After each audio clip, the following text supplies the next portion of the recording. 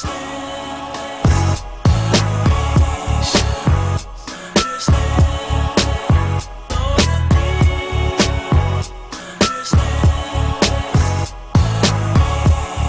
in hip hop these days as a producer, we actually caught flack. I'm not going to say names, maybe you guys know. Yeah, I know. And we caught flack for sample sets. And yeah. So you guys know what we do, right? Yeah. That's like kind of. I mean, honestly, I feel like a lot of producers, I'll be like, yo, because the thing is like, you know, it's just kind of just one of those things where it's like, you want to like educate people, you want to show people where shit came from, but the only rub in that is that we ain't the only ones watching. You feel me? So it's like a lot of legal repercussions. Yeah, you know what I mean? However, though, Tay, it's fair to say that a lot of this stuff is already out there for people to see. Essentially, what we do, we kind of just tidy it up. I think personally, I'm not against it. Honestly, like I think that. You'd be against having your samples put out there, though? Like if we were to do I'll put the challenge on your court right now. You do fine. Outside of like, you know, El Green. Yeah. But I try to kind of cover it up, but I wouldn't be against it. Granted, if somebody were to sue me because of that, I'd probably say something different. But that's I think that the sample laws kind of sort of like get nullified by just the current downloading and everything. I think that sample laws was something very much of like the 90s, 2000s. Cats were selling. Like cats were making millions of dollars, but now I'm thinking to whatever degree if somebody's gonna find out that I sampled them and I may have sold 10,000 copies. Right. That's nothing to gain there. Outside of like saying like, hey, well, at least cool that you. So I would, plus I use a lot of like really obscure stuff. I mean, the part of the challenge is finding, like that's part of the beauty, finding what samples. If you were to find it though, if you find it, that's like I found it, you find it. My thing, I would just keep on. It's like it's out there, but it's just like one. I mean, I'm honestly divided on it because it's like I understand like where the bloggers are coming from, and it's just like this is where I'm coming from. This is just, we just putting out there, it's already out there.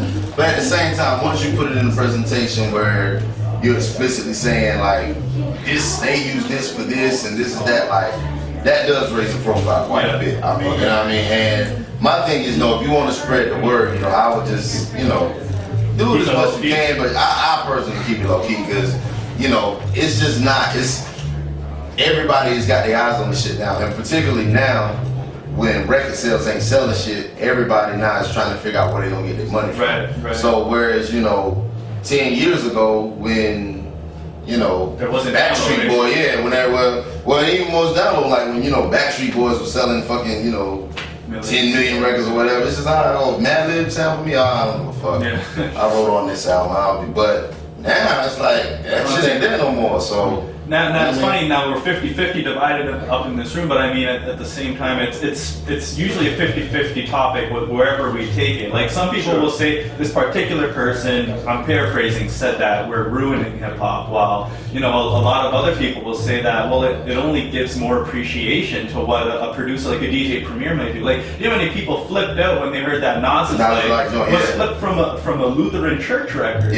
People flipped out of their minds. But I definitely won't go as far as saying that it was that y'all are ruining hip hop. I think that's that's just taking shit a little too far. Yeah. I don't want to go as far as say y'all are ruining hip hop.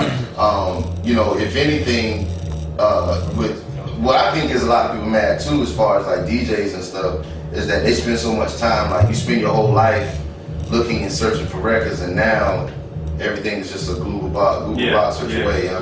So you know what I'm saying. But I wouldn't say it's killing hip hop. I mean, I would just say just be mindful. It's like this shit is already out there, but dude, like we do have a policy that if they don't want it up, just tell us so we take it down right away, right? Like I mean, we're that simple. But I mean, it's like bringing up the whole sample idea. I was actually watching one of your interviews. It was the Red Bull Music Academy. I think it was like one of those classroom type things, and you were wailing on. You were just singing "Light My Fire" by Free Design. You were just harmony, and then you're just going off, and you were saying, if any producer could send you that track and lace it, and you would rap on it or something. Yeah, man. Has anybody come through with that? Nobody really came through. I mean, a couple of joints I heard was good, but actually one dude did flip it, and I ain't gonna say who did it, but Do we know him? Oh, yeah. He's out there? Okay. oh yeah, Okay. and he flipped the fuck out that shit. And the thing is, like, I had gotta the tell song us that who he did it though, for. Nah, You gotta tell I'm him. not telling that shit on camera. Okay, Hell no, okay, no. okay. I mean, once the shit start rolling, I might tell you. I mean, but yeah, I mean, I had the song like forever, and I've been bumping the song, and so then I was like, yeah, man, that joint's dope. He was like, yeah. He's like, you know what that is, right? I was like, nah, what is? He was like, No. the joint you got. I was like, you fucking lying, dude. But yeah, he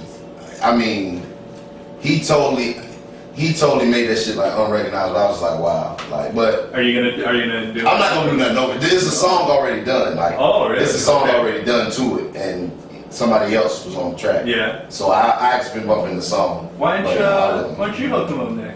He did. I mean, he did send it to me, Yeah. but It's a nice track. It's a really beautiful track. Actually. Yeah. The sample. But is- yeah, at this point for me, like sampling holds no like challenge for me. Like it's really like the combination of just. I've always been a musician first, Right. You know what I'm saying? So even when I did a track like Light It Up, it was more like me just stepping into the shoes of a quote unquote sampler. Right.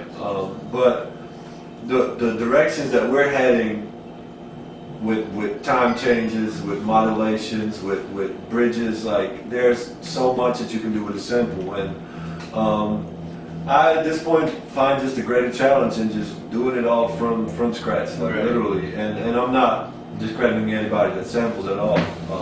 You know, I still cannot resist a good sample, you know, if it comes my way, Mhm. and I'll probably always do that. But at this point, I just find a great deal of satisfaction in just doing shit from scratch, like really, because it asks you to be ultra creative and ultra productive, and you know, even with the Nautilus track, like you got to really figure it out, like how you transform yourself from a dude with a synthesizer to like a jazz band or whatever it could be, or an orchestra or whatever. So